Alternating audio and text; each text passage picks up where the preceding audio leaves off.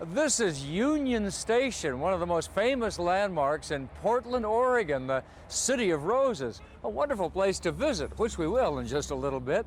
But getting to this destination from the Bay Area by rail is a sheer delight.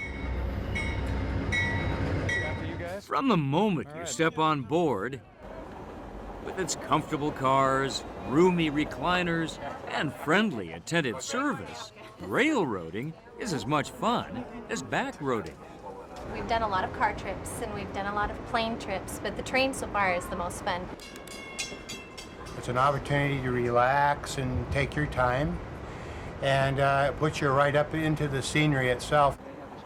It's a chance to spend some quality time with loved ones. It's a chance to meet some interesting people. And we got to meet you. And it's a chance to be a part of a rolling community where friendships are forged in a matter of miles. Our train, Amtrak's Coast Starlight, arrives about 10 at night in Emeryville. We'll ride the rails from Emeryville in the East Bay about 625 miles north and about 18 hours to Portland, Oregon. My companions for the trip are Backroads photographer Jack Uhalde, his daughter Gina, and my son Patrick. This is the first train trip for most of our crew. Pretty soon we find our overnight accommodations. Hey Patrick, got your own sink there? Got your own bed? Do you want to be up above? Yeah. Before long, we fall asleep to the rhythm of the rails. The next morning, we wake up to spectacular sights. Today, our journey will take us through the rugged landscapes of southern Oregon, into the canyons and crests of the snowy Cascade Mountains, and through the sprawling farmland of the Willamette Valley. It's a microcosm of the West Coast. I mean, you really see it all, from the great industrial West to unspoiled natural wilderness with literally 10,000 shades of green. Amtrak employees Jerry Griffo and Jerry Akers have been working this route for years. We take pride in providing service and sharing what it is we do and love with our guests. Jerry Griffo is the chief of onboard services. If you toss a 100 lira coin, his duties include running trivia contests. What river does it land in? Hosting complimentary wine tastings, and serving as the official train announcer. Well, ladies and gentlemen, a very pleasant good afternoon. Jerry Akers is a service manager for Amtrak.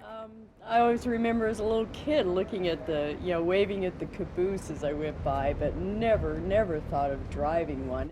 On this trip, Jerry is riding along with us in an unofficial capacity, but she does drive the train whenever she gets the chance. It's exciting, it's exhilarating, just to have that sort of power about it and the mystique of being able to do this. It's a legendary kind of a job, it being is. A train engineer. Uh-huh. I mean, you're really playing out the role that people have played out for generations. Yeah. The American railroads had an incredible impact on the lives of many people in this country over the last 120, 140 years. And we can feel that right on this line right here. Absolutely. The changing landscape of Oregon and its towns, long tethered to this historic railroad line, sweep past those lounging in the dome car. For first-class passengers, a luxurious parlor car offers drinks and hors d'oeuvres. There's a mini movie theater where scenery gives way to first-run flicks. And there's even a kiddie car where little ones can burn off some excess energy. Most meals are taken, of course, in the dining car, where passengers can find good food and good conversation. What's amazed me is how vulnerable people are. I think because you meet total strangers and they figure you'll never see each other again, I believe they share more of their life than they might normally. Kathy and Dave Warren have made many a new friend riding the rails, and they've rediscovered each other on a long train trip to celebrate Kathy's 51st birthday. And this way, we've had time to spend, reading to each other, playing cards, talking, visiting, and really that's been the best part of our whole trip. But birthdays aren't the only reason people are celebrating aboard the Coast Starlight. We were going to renew our vows, and that got to be so blown out of proportion that one day I said, you know, what if we just took off? Bay Area residents Dan and Merle Armenta are taking their very first train trip to celebrate their 25th wedding anniversary. So you're eloping for your We're 25th. eloping for our 25th Nobody wedding knows where you are. Our kids will know now. Their trip, they say, has surpassed all expectations. I think it's more than what I imagined. Everybody's at your beck and call for one thing, and no phones ringing.